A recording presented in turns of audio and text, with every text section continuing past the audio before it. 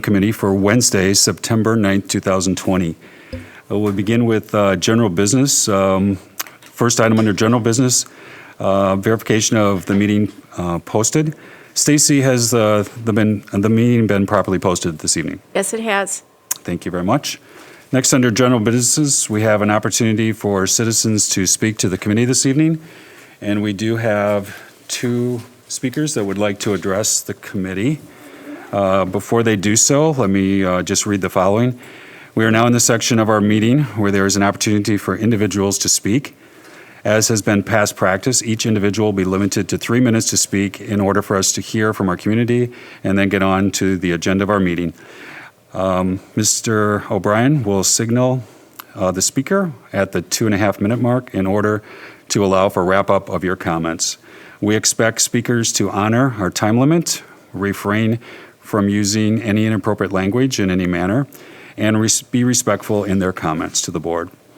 Speakers who do not meet these expectations may be prohibited from speaking at any future board meetings as we come up with those. We can also expect that the audience will be respectful of the speaker and the Board of Education and refrain from responding with verbal comments, cheering, applause, or other behavior that will distract from our meeting this evening.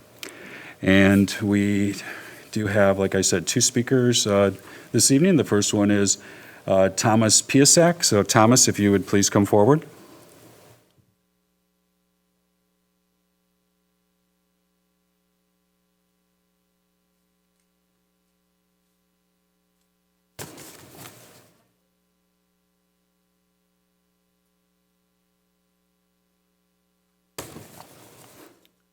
Good evening, Thomas.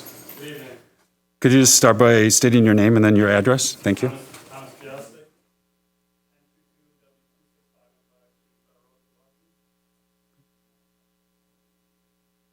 There we go. Start again. Thomas Piacek, N22W26515, Shooting Star Road, Pewaukee. I wasn't planning on speaking tonight, but I reached out to some parents today to get their thoughts on how things were going and got some interesting answers. The responses were, the hybrid model is a joke. My kids are playing video games by 10:30. My kids are outside by 10 a.m. I told my own kids last week when I dropped them off at the golf course, make sure you remember your phone because you need to check into your classes at the correct time when you're on the course. Unfortunately, this is looking a lot like spring for pretty much everyone. And no, the answer is definitely not to pile busy work on kids on the virtual days. The answer is to give them 5 days of real-time scheduled instruction. The teachers are trying hard with this model that was rolled out, but it's destined for failure. If kids only needed 2 hours of live instruction per week, we would have done it a long time ago. Live streaming on the virtual days, as some districts are doing, might be helpful and would certainly make things easier for kids to force quarantine. But the obvious answer is that we need to be in person 5 days per week. We would be there already, but the administration brazenly blew off the July 30th recommendation from the board and pushed the 100% virtual plan instead. And an interesting sleight of hand, we ended up with the hybrid model instead, when one of the board members flipped their vote. It all seemed a little too coincidental, honestly. Now here we are with cases, a bad metric by the way, continuing to recede just as they were in the August meeting, when one member incorrectly suggested that they were increasing exponentially, and they weren't.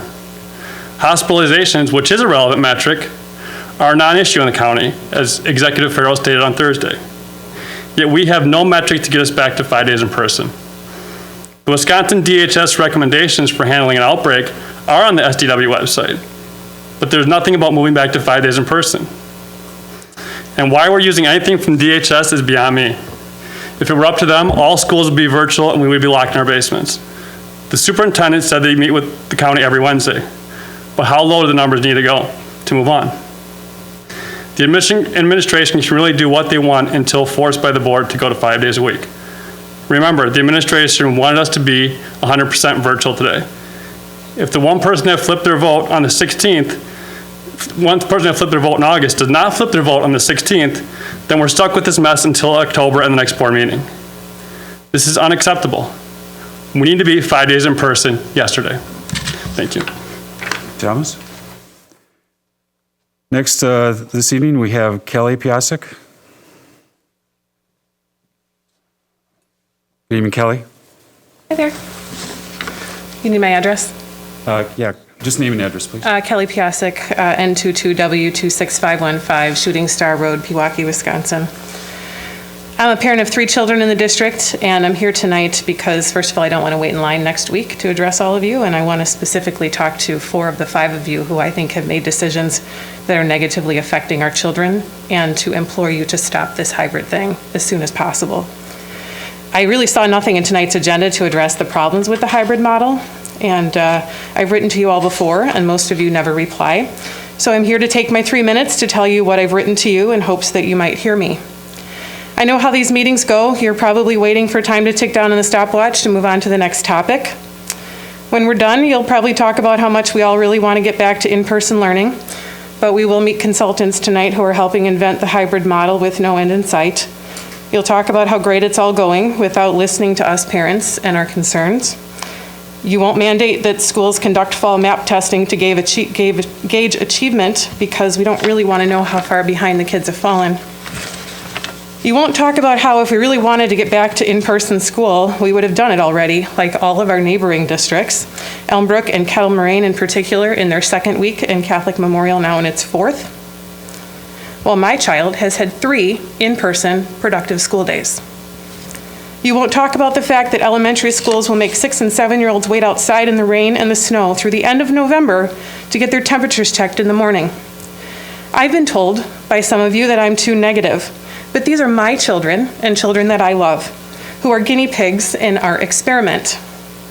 You won't acknowledge that every time you've surveyed families in the district, a vast majority have told you that they want to go back face-to-face 5 days a week, that you voted to go back 5 days a week, and then you violated meeting posting and agenda and rules of order to push through a hybrid model only weeks before school was supposed to start.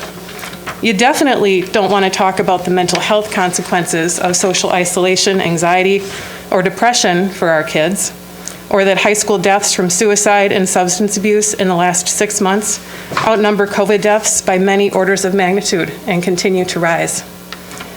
I know how this goes. You might not want to listen, you might not be listening to anything I'm saying, and I'm sure you're going to be glad when my 3 minutes are up.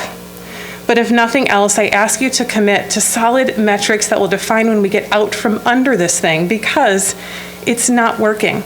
As my husband told you, kids aren't learning. We're right back where we were this past spring, and you need to do the right thing. I can't even imagine this going on until the end of the school year or the end of the calendar year. Please, I am begging you to be done with all of this. Thank you. Kelly? Stacy, anyone else that's signed up? No. Okay, to speak this evening. Okay. We don't have any bright lights this evening. We do have, though, Ms. Landish, our Assistant Superintendent of Teaching and Learning, that would like to make a comment before we move on with our agenda. Perfect. Thank you, Mr. Dietz. I just want to say, as you all know, so September 1st marked our first day of school with students in the district since March 13th. And what an exciting day it was for all of us, and what an interesting time these first days have been. So usually we have a team of directors sitting in the audience, and I would have asked them all to stand up at this time. I said to Stacy I was going to ask her to stand up to represent the district, but symbolically you can picture Stacy standing up. Thank you. You don't have to. Thank you. Why I wanted to ask her to stand up and the people standing up in the room is because I wanted you to see that they represent everyone that have truly spent countless hours and weekends preparing for the school year. They represent our principals, our administrators, our teachers, our aides, our assistants, our custodians, our clerical, our food service, our bus drivers, every single employee in our system who have intentionally planned for face-to-face instruction, hybrid instruction, and virtual instruction with students at the very center of their work. I want to personally thank every single person in our system who through sweat and tears have committed to one thing, that every student in our district feels welcomed, feels safe, feels cared for, and is ensured a high level of educational excellence. So truly, I just want to express my deep appreciation and gratitude for everyone in this district. So thank you. Thank you very much, Ms. Landish. Also, too, a thank you, I think, extended to all of you, including yourself, Jody, you and your team, and Dr. Siebert for all of your efforts above and beyond to get the school year off and running and to continue to move us forward. I appreciate it. Thank you. We'll begin with our first action item this evening, approval of the Teaching and Learning Committee meeting minutes from our June 2nd meeting. I move for approval of the minutes. Baumgart, Second. second by Como. Any discussion or any questions? Okay, seeing none. All those in favor of approval of the Teaching and Learning Committee meeting minutes from our June 2nd meeting, please say aye. Aye. All opposed? Motion passes, Stacy, 5-0. Next are on the agenda for our action items, we have approval of at-risk identification plan. We have Luke Pinion here this evening. He's the Director of Student Services, and he will be reviewing this item with us and then answering any questions that we have. So thank you very much, Luke, for being here this evening. Thank you. Good evening, board members. So you have in your packet our annual at-risk identification plan, which outlines our process as a district for identifying at-risk students. Excuse me. The first page in your packet there talks about really our philosophy as well as state statute for identifying at-risk students. The statute's very clear, and we use that criteria to guide our identification process. The second page goes on to outline different intervention practices that we have in the district under our equitable multi-level systems of support. It also talks about other state-sanctioned public options that at-risk students have that would be supported by our district as well. What I want to draw your attention to really is the details about the state statute and how we go about identifying these criteria. This is a process that our staff are engaged in every fall through student services and our student services team meetings. We take each criteria and look at that and identify students based on different data points. So I won't read this verbatim, I'll save you that, but I will just kind of address those criteria and how we look at those. Of course, with the school closures that we had in spring, some of the data has changed a little bit in terms of the time frame in which we pull the data or the specifics of that data. The first criteria is a dropout status. This one's pretty straightforward. If a student has ceased to attending school altogether, they are considered a dropout and would be at risk. The other one is 1 or more years behind their age group in number of high school credits. So this is a pretty straight formula we use at the high school level for identifying how many credits students are deficient and if it falls in that category or not. The other one is 2 or more years behind their age group in basic skills. This is where the MAP assessment or the measures of academic progress come into play, and we have pretty strict criteria about identifying whether or not those students are 2 years behind. Typically in the fall, we would be using spring MAP data. Of course, we don't have spring MAP data for this year, so our intention is to be testing students through September over a window that Amy Rebels kind of identified for MAP delivery of the MAP assessment, and we'll be using that September data, so it'll be the most recent or freshest data that we'll be able to use for the skill-based deficits that we're looking for to make that to meet that criterion. The other one is habitual truants. So we have a process here that we utilize in terms of referring students to the county, reports that we run to identify who our habitual truants are. There's a very clear process around that our teams use, led by the social workers. The other criteria is parents, so any school-age parents. That again is a criteria that is managed and kept confidential within our student services staff. The other one is adjudicated delinquents. This is a list we are in communication with county when students are identified as delinquents, and so that's another confidential list maintained by student services.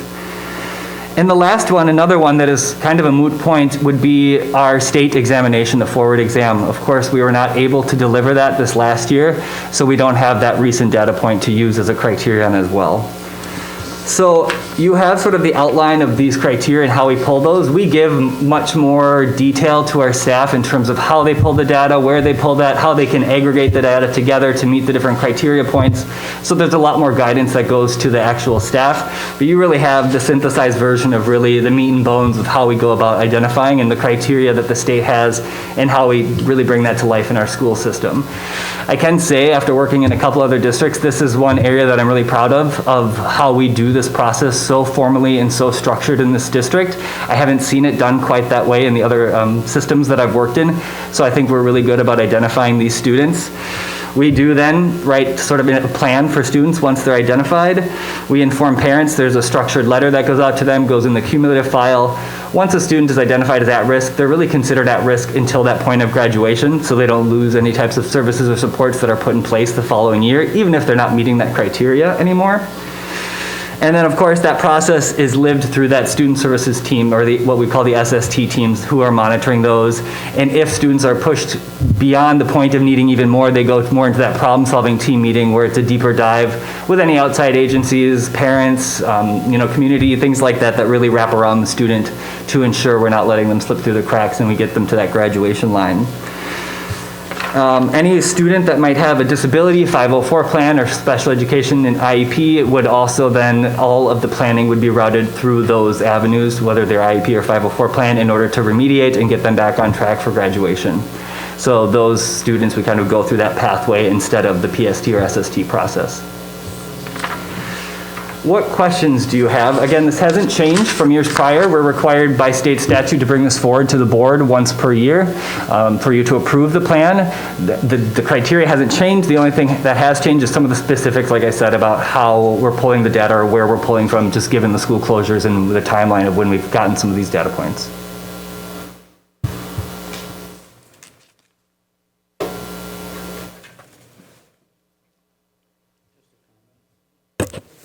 Oh, I'm sorry. Go ahead. Go. No, I was just going to, thank you, Luke.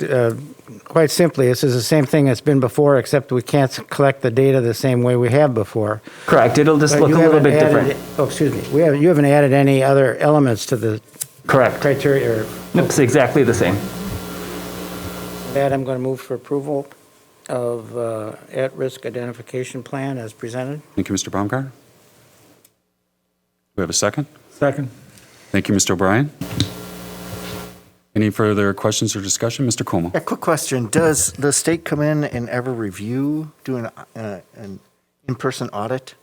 I thought that happens every once in a while. It hasn't since I've been in the system, nor have I experienced it in my other districts. If they were to come in, they would probably want to see exactly what you're approving right now, that we actually have a process, since the statute just outlines you have to have a system for identifying based on these criteria.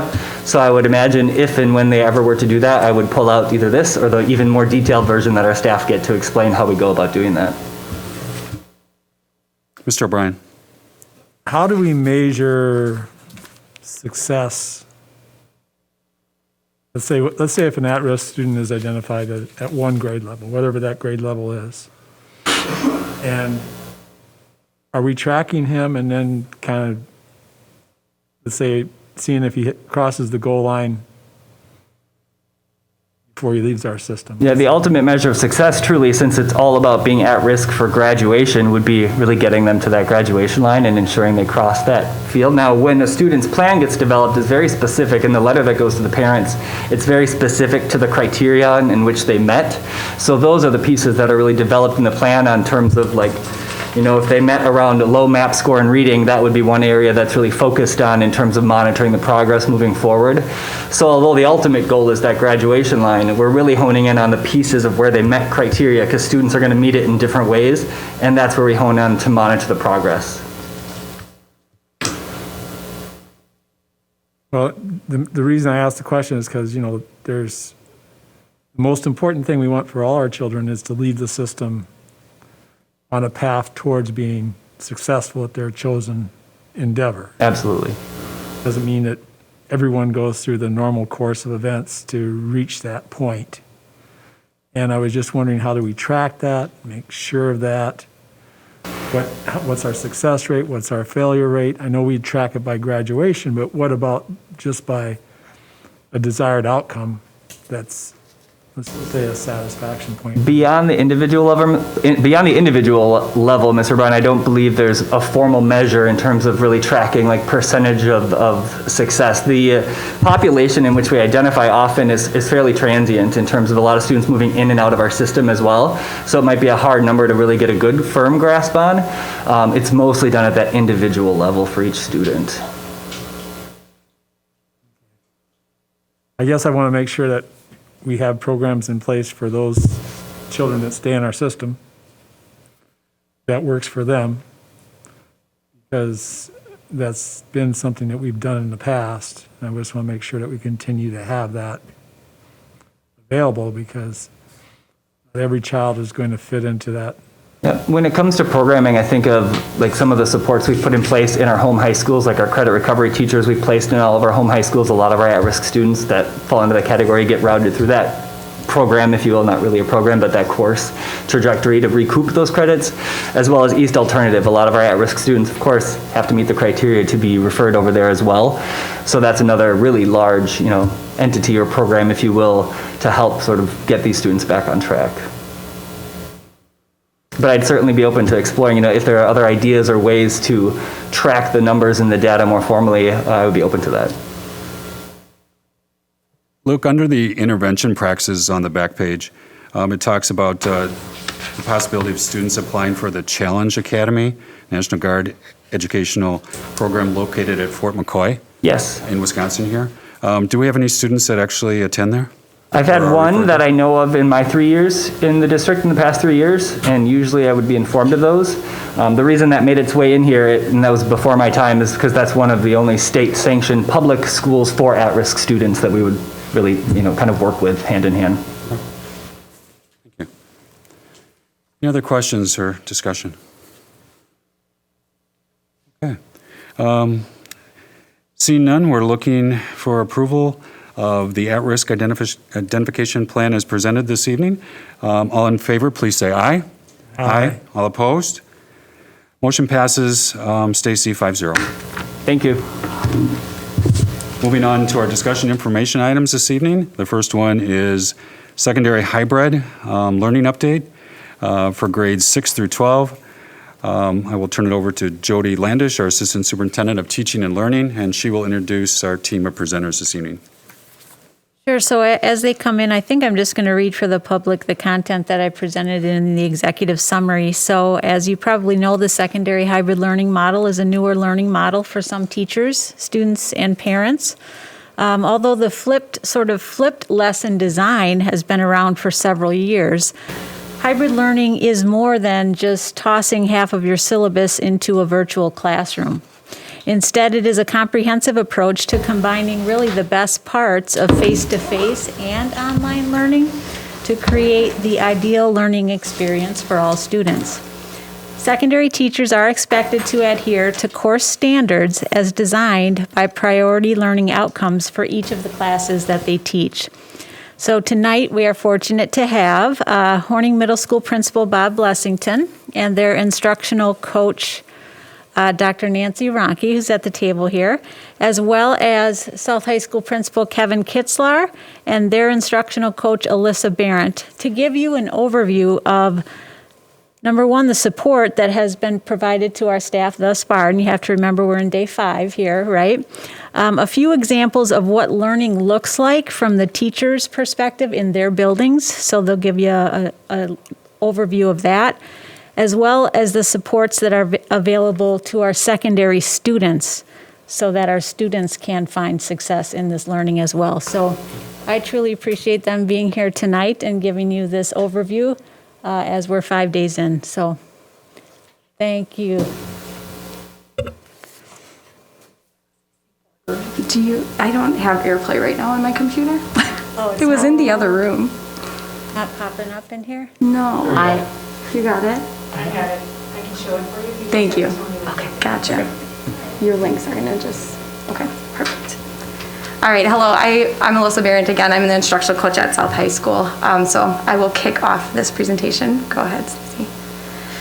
So we just wanted to start by saying this presentation is to show what we've done with this hybrid model and how we've supported the students, the teachers, and the families throughout this process so far. One quote taken from a teacher at South High School, Rich Murtis. He teaches AP US History, and we thought this quote fit perfectly for what we're going to be talking about tonight. So instead of fitting what I've always done into this new model, I instead analyzed the key learning experiences my students needed to master the standard, and then designed my instruction around those key ideas. So Rich really articulated that we're kind of narrowing our focus into what the students need to learn, the standards, the skills, and then designing solid lessons to support that. Thank you. So to start with how we supported the staff at the beginning of the school year, as well as how we're going to continue to support the staff. One way we've done that is utilizing curricular guidebooks for distance learning. The book that's that bright blue color in the corner, Distance Learning Playbook. Fisher, Fry, and Hattie are three major education role models who wrote this textbook for us. And we have been using that at South High School specifically, but I know other buildings have as well, to support our staff in kind of working through this distant learning as well as the hybrid model. The book starts with just telling educators, one, to relax. You know what you're doing. You're an educator, and that was one quote that we used at South over and over again the first week. Do what you know, do best practices. You're still an educator, you're still shaping the lives of children, and keep that moving forward. And so that was kind of our main focus from this book. But within the book, it talks about the first few days of school. And so setting up your norms, your expectations, relationships, and how you could do that virtually, and how you should also be doing that face-to-face. And so as a South staff, we kind of use that to guide our first few days and what those first few weeks could look like. We'll continue using books like this throughout the school year. The future chapters talk about relationship building, which will be what we dive into next, and then also that credibility piece in that virtual learning. So showing that we have the tools that we know how to use with instruction virtually, and we can support that in the face-to-face as well as the virtual model. The second bullet point there then talks about implementing our high leverage practices, such as our AVID framework.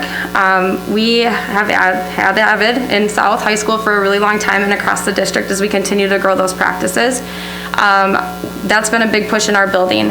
We know that Wicker practices, writing, inquiry, collaboration, organization, and reading are good for all students, and we need to have that student accountability and ownership of their learning. And so continuing to build our instruction around those practices has been the driving factor in our instruction, whether that's through that virtual model or face-to-face. How are we bringing those AVID frameworks into the instruction?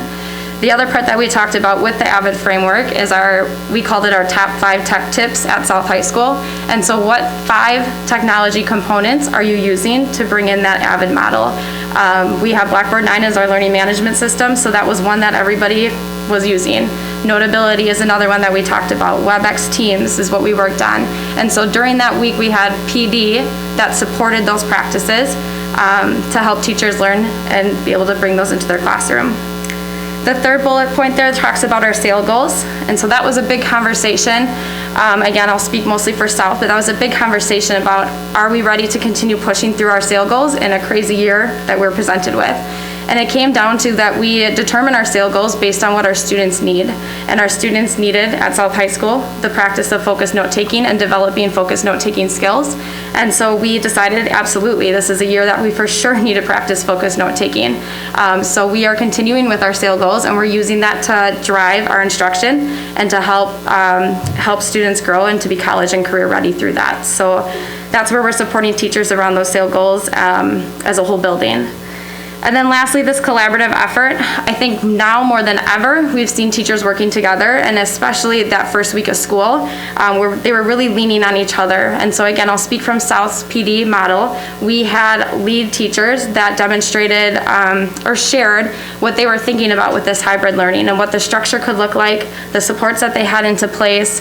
We had teachers share lesson plans for each other, and so that was kind of our PD model, that they had an hour to share out what they've used, what they've had success with, and then they had an hour after that to apply and collaborate with each other using those lead teachers. Thank you, Alyssa. The next part, we're going to pull back the veil and show how teachers are intentionally planning for the hybrid model. So the very first, you can click.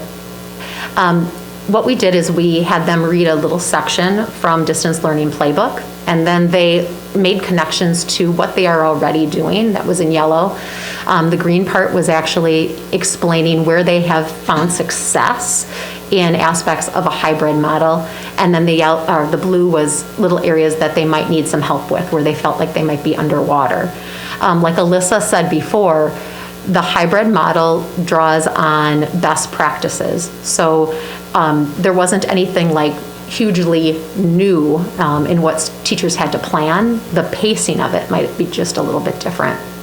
So the next part, Stacy, is what we did for professional development, utilizing WebEx and really leveraging that. We met with job-alike teams for strategic planning of the hybrid model.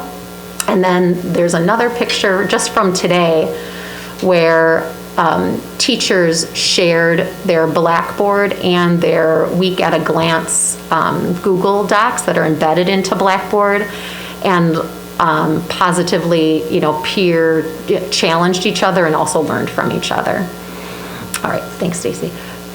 This is a document that was in the Fisher Fry and Hattie book, and then it was tweaked a little bit. Hard. Well, I'm going to explain it. It's really looking at standards and skills, just like Rich Murda said in that very first slide, and then drilling down so that we really have a narrow focus. So I'm going to show some examples from actual classrooms at Horning Middle School. So if we go to the next one, what they first do is they kind of toggle between these two planning documents. The first one is looking at standards and skills, learning outcomes, and then they copy and paste some of those learning activities into a unit framework like this. So for it to make sense, let's go to an actual example. So if we go to the next slide, this kind of shows just a picture of how they are able to copy and paste like actual learning activities into that hybrid model unit planning document. And then on the next slide, there are some examples. So Stacey, if you don't mind clicking on the 6th grade one where it says standard skills, that first one, the brainstorming. Okay, so when you look at that, if we can make it as big as possible, okay, it's okay, I can kind of talk you through it too. The first thing that you're going to notice at the top is as teams, so as job-alike teams, a literacy team, social studies team, science team, and interdisciplinary house teams at the middle school level, they're choosing those anchor standards. What do they really focus on when we look at the unit framework? Then from there, they deconstruct the standard. And this is where the magic really does happen. And it's what Rich alluded to at the beginning of the presentation with his testimonial. So we break it down into the content or the noun, and then the verbs or the skills. So you can see the first one says engage. The standard is to engage and orient the reader by establishing a context, introducing a narrator and characters, organize an event sequence when you're writing a narrative or reading one. Well, that's great, but what does engage actually mean, right? So you have to break it down into those sub-skills. So teams of teachers in their professional learning communities are saying, well, that means using interesting vocabulary. It means an interesting hook. It means some creative points of view. From those sub-skills, teachers, because they're very dynamic, creative people, they're automatically thinking about learning activities and mini lessons that go with it. So if students at the end of this unit have to showcase that they can write an interesting hook, what are mini lessons and modeling and learning activities that I as the teacher have to do to ensure success? And then if you scroll down a little bit, they do that for all the skills there, really break it down, a lot of thought goes into that. And then we as a collective group, a professional learning community, decide on that learning goal. What are students going to do to prove success in those with learning? How are we going to check for understanding comes next. So what formative assessment, what's the plan for feedback that goes both ways, student to teacher, teacher to student, and then the summative assessment. And we always try to work in like a real authentic audience. And that's kind of maybe what's beautiful about the hybrid model, or what we've made, like, out of lemons some lemonade, because they're with WebEx, we're able to have real authentic audiences pretty virtually and pretty easily. And then the next part is we decide what's going to be the flow of concepts and skills, what makes more sense to do face-to-face, what should be done virtually. So Stacy, if you just want to scroll down a little bit more to see that. And this is really important. We don't just plug stuff in virtually and say, oh, that's just like homework.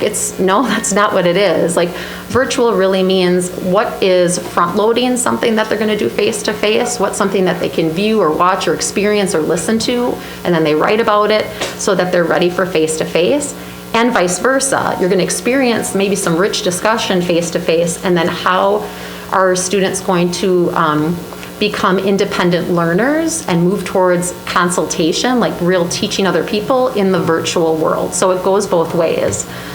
And then if we go back to the slides, they take this information, this brainstorming document, and I have to stress, like, we're just at the beginning stages of this. Like, I'm not saying we're proficient, but we're working really hard to knock it out of the park. So then the 6th grade hybrid unit planning, if we click on that, that shows what the 6th grade team just did this week. So if we scroll down a little bit more, and Stacy, is it okay if I come over by you? I might have to, okay. All right. We have to click on this. Sorry. That's okay. There we go. Okay. I just want to make sure it's on the right document. So what they do is then you have a split screen and you're taking what was on the face-to-face and virtual and you're plugging it into this hybrid model unit at a glance. Because when any type of planning, but especially in a hybrid model, you can't just do day-to-day planning. You have to think with the end in mind and plan backwards, like a true understanding by design type of approach. Because virtual and face-to-face have to be linked. They have to have the goal of building onto student independence, like that's the end goal. And the hybrid model is helping facilitate that and making some growth in areas where maybe we wouldn't do it in a normal face-to-face model. And then, Stacy, if you want to go back to the slides. Let's see, is that where I end? Yes, that's where I end. Okay, thanks for listening. All right, I wanted to touch on how we're reaching all of our students through the hybrid model. As Alyssa had mentioned, our SAIL goal, just like all the building's goals, are focusing on making sure that we're reaching all of our students and supporting their learning. So at South, we're focusing on focused note-taking, but I know I wanted to mention that because as we met this summer, and as I have collaborated with other high schools, we all have our SAIL goals around reaching all of our kids. And then we, as a SAIL teams, are reflecting on, now that we're in the hybrid model, how to make sure that we continue to ensure the kids are being reached through this model. So one of the things that I wanted to mention with the hybrid model compared to what we had last year with the virtual model is that it's smaller class sizes, and when the kids come back the next day, they're able to reach and connect with all the kids because of the smaller class sizes and answer questions. So as we have talked about the planning pieces of it, now that we're only about a week and a half in, but kids are starting to get into the routine of what the virtual learning will look like, what the face-to-face is. And the teachers are understanding that as well, so that as they have opportunities to meet with them face-to-face, they allow that opportunity for the kids to ask the questions, the assignments that are on virtual learning, connect with the days that are face-to-face.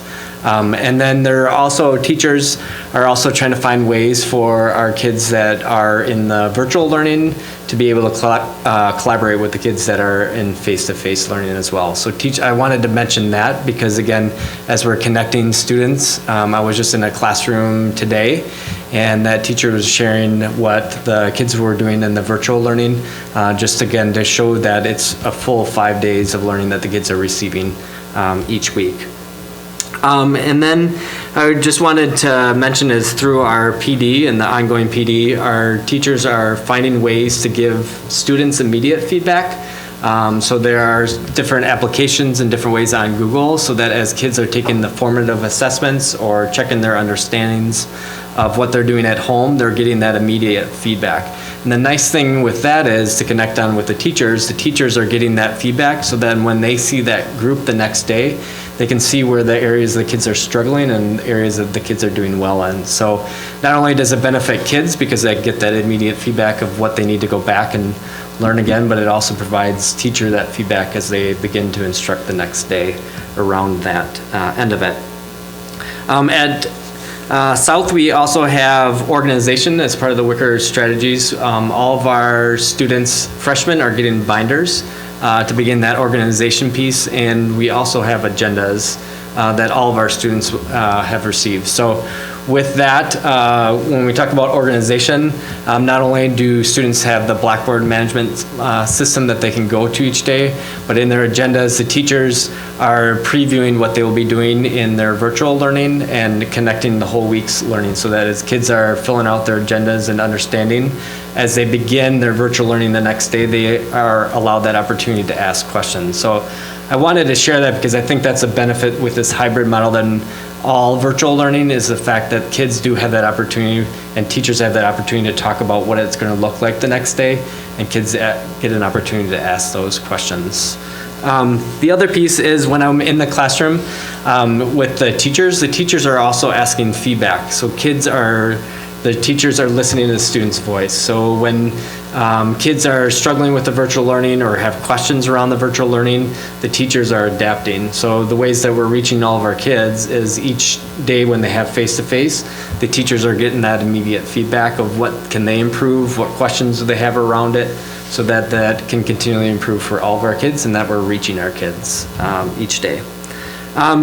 Again, I know we've mentioned about the Blackboard resources that kids have, but our teachers are connecting. So even if they're face-to-face, they're connecting with the kids that are in the virtual learning, either by email, some of them are phone calls, and again, we're continuing to use that WebEx tool, just not only for teaching, but areas for teachers to have small meetings with the kids that are in the virtual learning piece.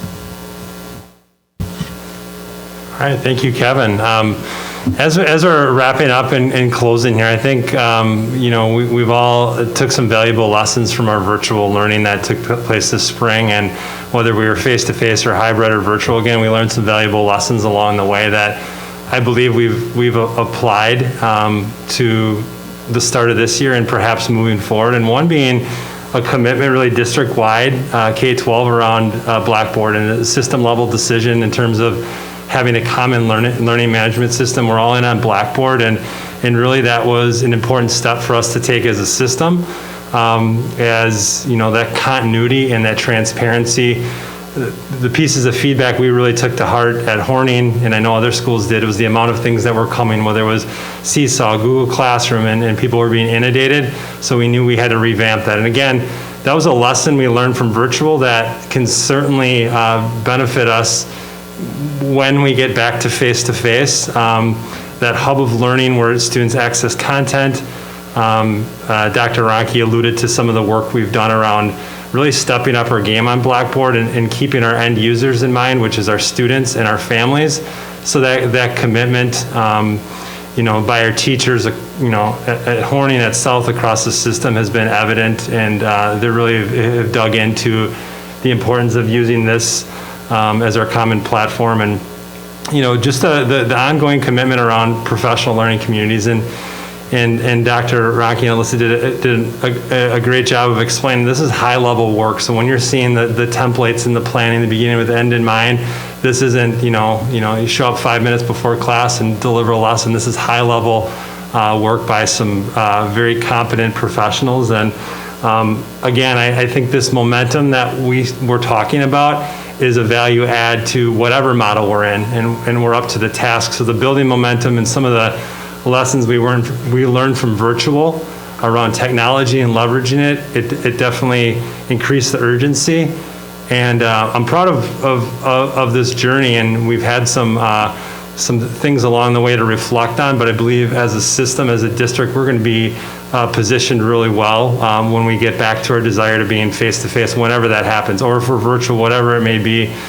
Our teachers are up for the task, and whatever is thrown at us, we're going to be up for the task. But I think when we think about professional learning communities, having that collaborative piece where they can lean on each other, our students learning, how do we know if they're not learning, and what steps we take. So From my perspective, just been really blown away by, our staff's commitment and, where we're going with all this. So I'll just close with some student voice in the next slide. If Stacy wouldn't mind just clicking a short video we have there.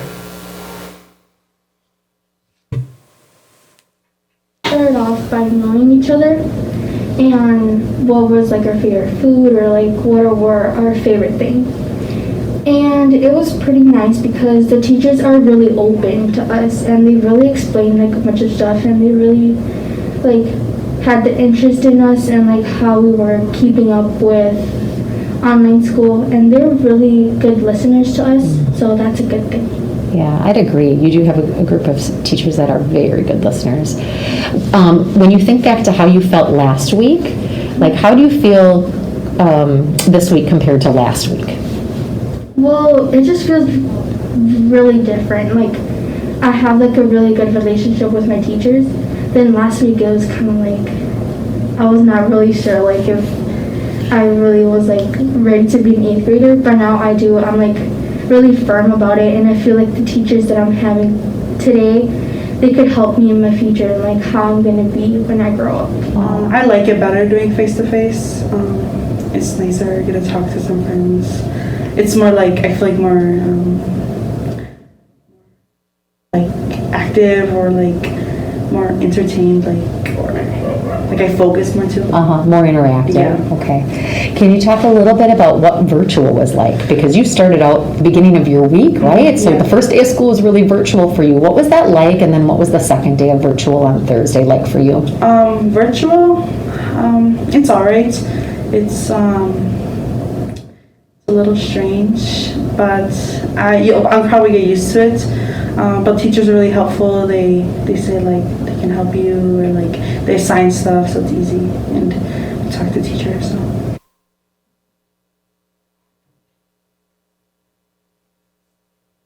Thank you. Any questions that we have? Any members? Any comments? Mr. O'Brien?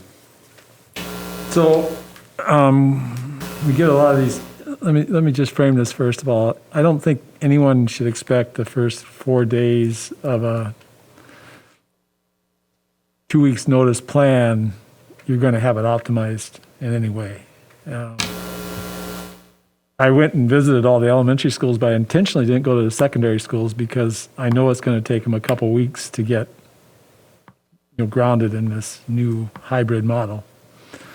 That being said, but it seems to me like there's a tremendous amount of opportunity in the hybrid model to provide learning enhancement opportunities. Maybe we don't have the staff to do it. Maybe we're short on staff. If you look at the normal educational day, how many minutes of educational time, lecture time or whatever, does a student usually have in a day face-to-face? And it's understandable that in the virtual environment, you could maybe complete your day in a much more compressed period of time than what you do in the face-to-face period. Is that a proper way of looking at it?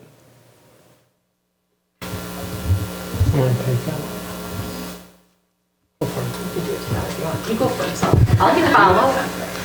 Yeah, so we call it the flipped classroom, I think is what you're alluding to. And so where teachers are able to, as Nancy had said, kind of front load or give the lecture or whatever that might look like during those virtual days, so that when they're actually in class, that time is well spent on the practicing and learning the skills and refining what they've learned during that virtual day and bringing that to the classroom.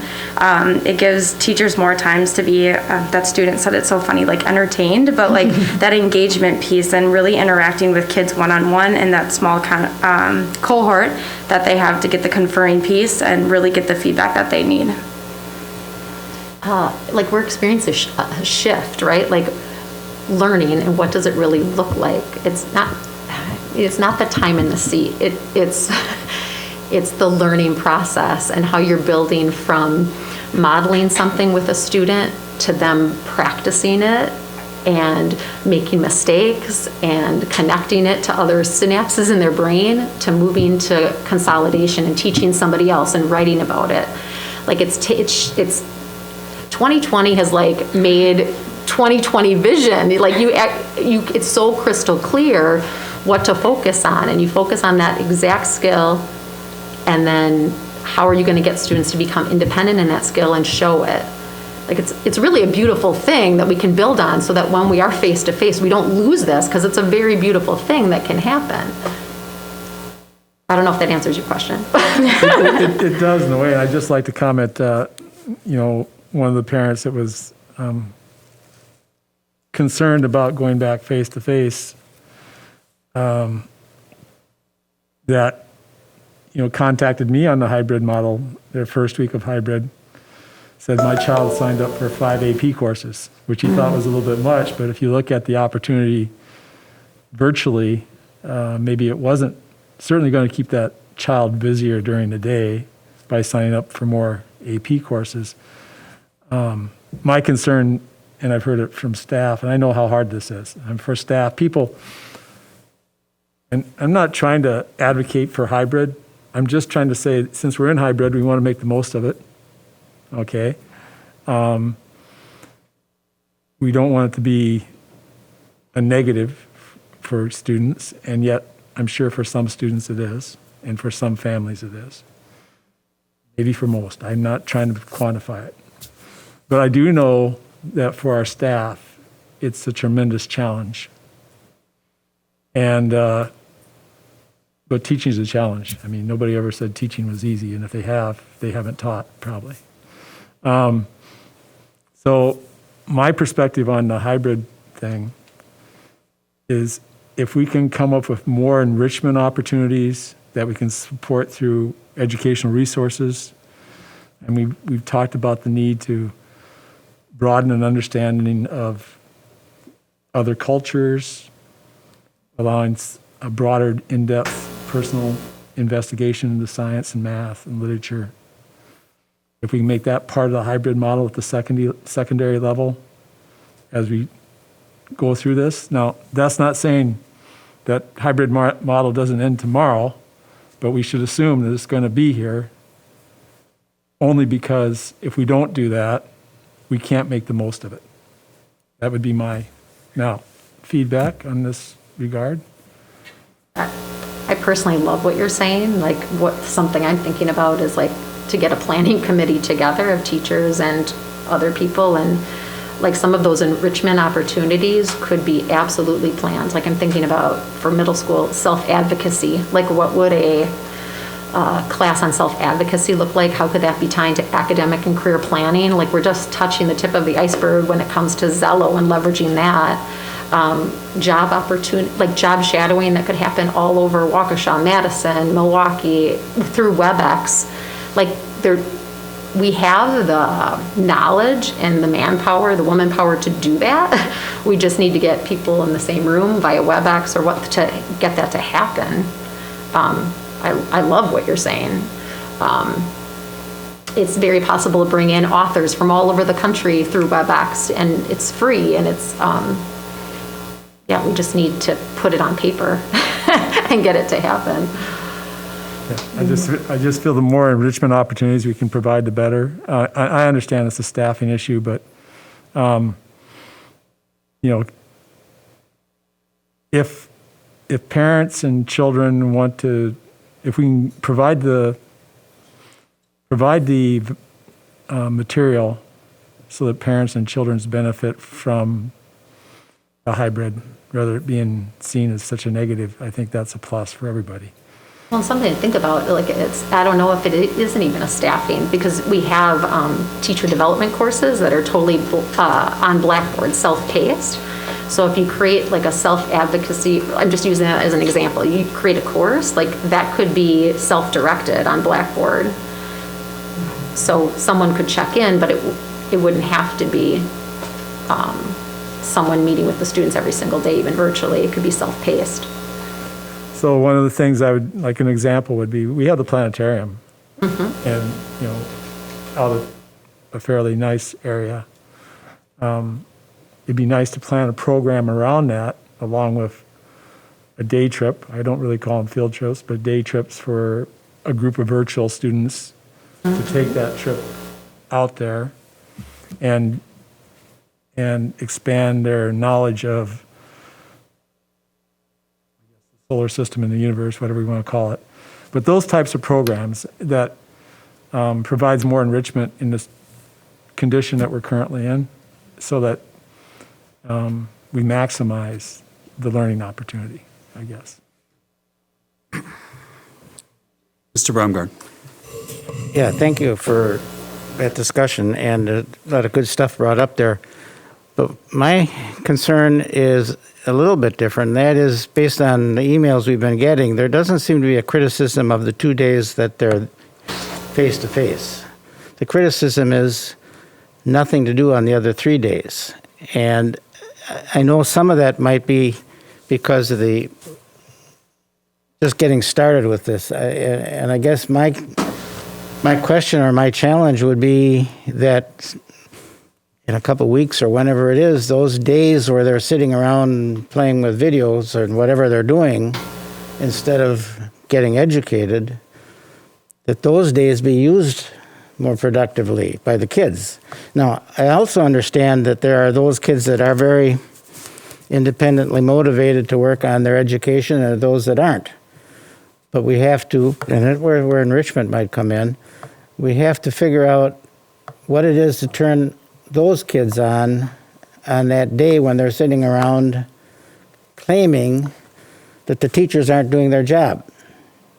So that's, I guess I'm making a challenge. I'm not asking for an answer to it today, but I'd like to see in a couple of weeks that those days are dwindling when people are not being educated. Am I clear? Mm-hmm. I think about Blackboard, and I think that Blackboard, like having that communication device, it's more clear how to access things, and maybe the first few days there was a question mark maybe on how to access. I know already there's very meaningful things that are happening virtually, but I do like what Mr. O'Brien's saying about the enrichment courses. Like, that is an opportunity that the school district has to build something like that. Thank you. Mr. O'Brien.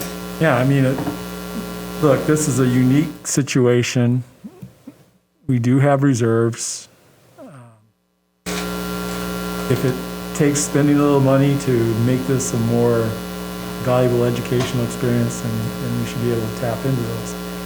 I think, I haven't been on F&F for a while, but the reality is being able to pull the team together with our existing resources as much as possible to enhance the learning opportunity for the time period that we're in hybrid.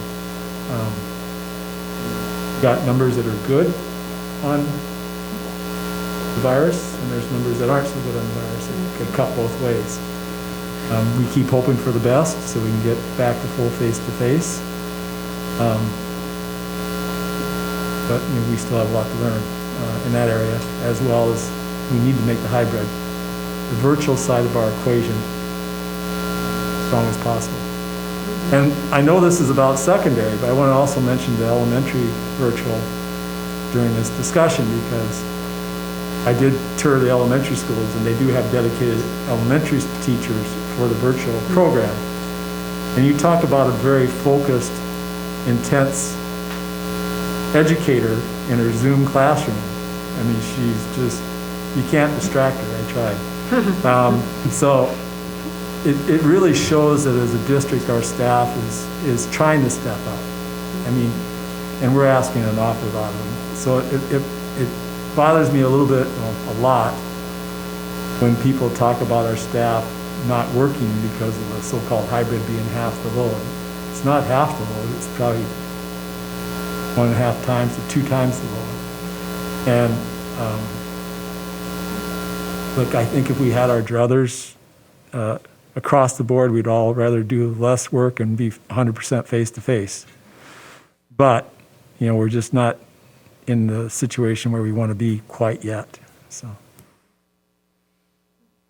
Mr. Como. Hey, just real quick, Bill, I echo your challenge. I thought it was well said. I think that's the area of improvement right now is how we keep them engaged during those virtual days. And if they need more help, how do they get it? If the parents are observing that their kid's done in 1 hour and they have the rest of the day off, what does that parent do? Does that parent get a chance to reach out to the teacher? Does that parent really understand Blackboard? Is that kid really being engaged those days? And I heard Kevin say, hey, that's what the face-to-face time is for too, is to try and help the students through it when they're face-to-face. But when they need the help is when they're doing it virtually. So how can we help them on those days? Just not looking for an answer right now, but just an observation, part of the challenge that Bill was making. I do have one question though, and that's with respect to map testing. We're still moving forward with map testing as usual, correct? So we haven't cut back on that. We haven't changed anything on that. That's what we're using to measure how well our students are advancing. Right, and the window opens on September 21st for the district. Okay, thank you. Mr. Coleman, to answer your question, I can give you one example. So an 8th grade language arts teacher, what she does is during her prep, she gets on WebEx and then is able to do WebEx face-to-face with students who are having problems. So it's not at the exact moment because she's teaching the rest of the day, but she does take her prep or lunch in order to do that. So there are ways for the students to communicate to the teacher saying, hey, I don't get this, or... That happens on WebEx. Another example would be a 7th grade special education teacher. Just today I was in her class and she's like, oh, I'm meeting with a student and a parent right now too because they have a question. And that's why WebEx is so wonderful that way, because she can share her screen and share exactly what's happening. She can model her writing on the whiteboard on WebEx. It's not perfect because it might not happen at the exact moment there's a question, but it's happening sometime during that teacher's day. Sure. So then just part of that challenge is the bigger there. Right? So, yeah. And again, we're moving through this. Like, I understand we're just into week 2. But these are the things that would be questions. I had a question just about the engagement too, like Mr. Coleman, Mr. Baumgart. That's on the virtual days, that's I think the number one concern that parents are expressing to us as board members. And a lot of times I hear, but I don't know for sure, the lack of like live streaming on those virtual days. Could you comment about that? How do teachers connect with kids on those virtual days? Is the lesson live streamed at all that they're teaching, or is it recorded and they can view it later? I mean, I think Nancy laid out some examples how it's used. I think as those cases come to us, we handle those case by case and how we can make that happen. I mean, I can just speak for Horning. We don't have necessarily a school-wide streaming going on during the school day. I think all of you have alluded to it. Like, there is opportunities there, and our teams, especially the health teams, are looking at these opportunities and what are some things we could do different, including supporting those students a little bit different. I think anything should be on the table for consideration, how we improve engagement, including live streaming, how we could do that safely, right, respecting privacy, but also that's just one piece of the puzzle, in my opinion. I mean, there's different things to look at and how we engage those students. One is having meaningful content and meaningful lessons for students to engage in, and that's what we're working towards right now. I was just going to add, on Mondays, we haven't had a Monday yet, but on this coming Monday, each class will be checking in with all their students according to their bell schedule. So all the teachers will be live on Mondays with their classes. Just like Bob said, I have many teachers that are reaching out to me and trying to figure out ways to do the live streaming. So I know Rich Murtis is the one that was quoted, so we have some equipment that's coming in to try to help get him set up. But again, it's one of those pieces that the teachers are willing to try. It's just making sure that we have the right setup to make sure it's live streamed properly. Thank you. And I want to thank all of you for, being here tonight and presenting, give us an overview, and just to be reassured that we are here to listen to any challenges or areas that you have that you need assistance with too. So don't hesitate to bring those forward. Mr. O'Brien. Yeah, one of the things I think we need to be They say one of the unexpected outcomes of trying to do all this is the challenge of the home bandwidth. I have it in my own house. You turn on, I stream everything. Everything's streamed. So you're streaming on one TV and you're streaming on a second TV, and all of a sudden the one TV you were streaming on stops, because you ran into a bandwidth problem. And so let's say if both parents are working out of their home using bandwidth, and the child's using bandwidth, so we may run into problems of live streaming as much as we'd like to, simply because of a lack of bandwidth in the home if it's being heavily used. We might have plenty of bandwidth at the school, but we don't control the other end of the pipeline. So I think that's one of the potential challenges I've heard of people running into in other areas of the country on the hybrid type models where they struggle with bandwidth. But I like everything I saw tonight. It was very good. I know I know our staff is working on it extremely hard. I just think that as a board, we need to support you. We need to support any innovation that comes about to maximize the opportunity for the children to advance through this process. Not disregarding any of the comments or concerns that parents have about being in a hybrid model at all. I understand that.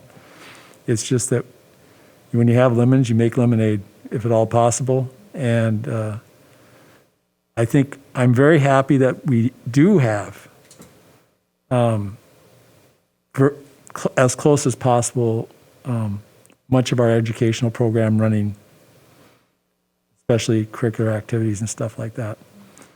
The challenge is to stay open, and that's what we're trying to do. We need to stay open, because staying open is a win for everybody. Anyone else? Okay. Thank you. Thank you very much for your time and all your information this evening, and as well as answering our questions. We appreciate it.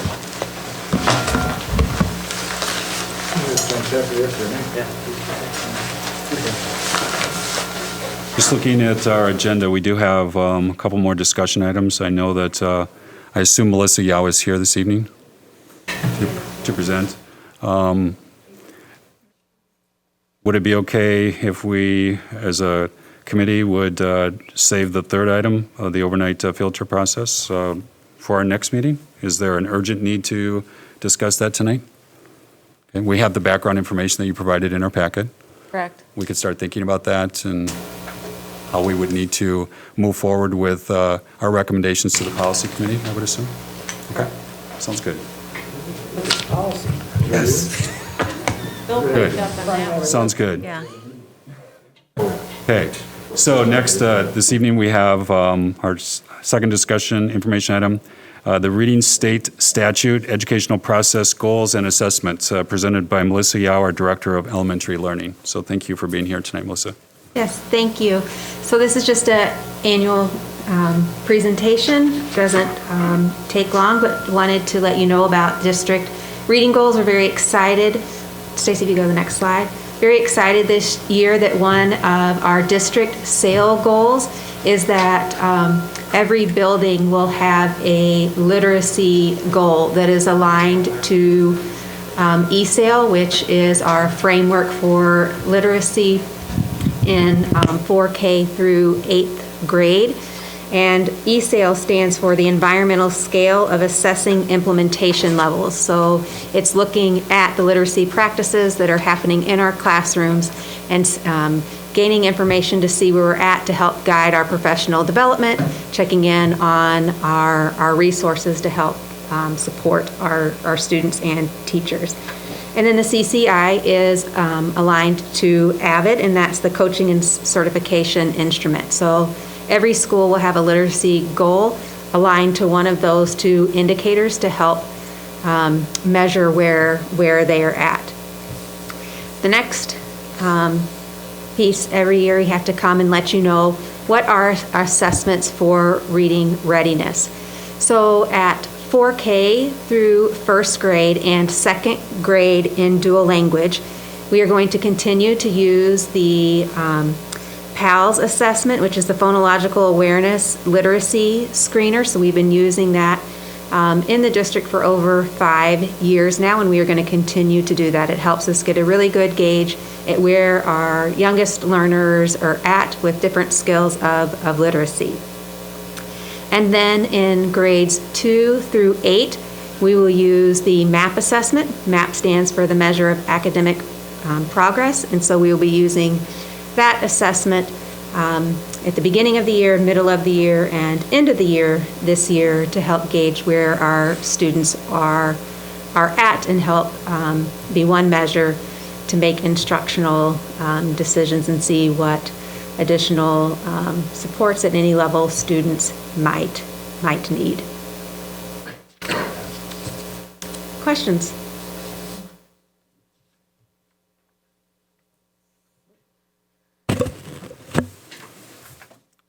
I think we're pretty familiar with what you reviewed this evening, as well as the assessments, and I think we all have a good understanding of that. Any questions or comments for Melissa? Melissa, thank you very much. I'm sure we'll see you throughout the year. You are always welcome here, and we look forward to a visit in the near future. So thank you very much. Have a great evening. Thank you all. Okay. So then the third discussion information item we will hold over to our next meeting. Any other recommendations for future committee meetings from this group? Okay. With that then, our meeting is going to be adjourned. Thanks again for all of you this evening for your participation. The next Teaching and Learning Committee meeting is scheduled for Tuesday, October 6, 2020 at 6 p.m. here in the boardroom. Thank you very much. Have a good evening.